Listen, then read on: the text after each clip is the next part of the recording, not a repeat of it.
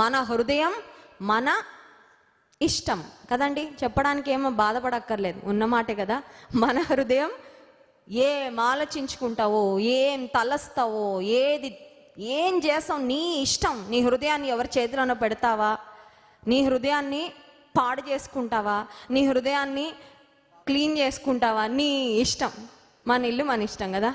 మన ఇంట్లో సొంత ఇల్లు అనుకోండి, ఇంకా అసలే ఫుల్ ఫ్రీడమ్. ఎవరు వచ్చి మనల్ని అడిగేవాళ్ళు. మన హృదయాన్ని దేవుడు మన చేతిలో పెట్టాడు, కానీ మన హృదయము దేవుని కొరకు అనువైన నిలయముగా మార్చుకోవాల్సిన బాధ్యత మన చేతిలోనే. మన హృదయాన్ని బండరాయిలాగా రాతి నేల వలె మనం చేసుకోవచ్చు, లేదా మంచి నేల వలె అయినా మన హృదయాన్ని సిద్ధపరిచి, ఇదిగో ప్రభా నా హృదయం మంచి నేలలాగా ఉంది, నా హృదయంలో పడే ప్రతి వాక్యపు విత్తనము అది ఫలించునట్లుగా నేను కూడా నా వైపు నుండి నేనేం చేయాలో నేను అది చేస్తా ప్రభా.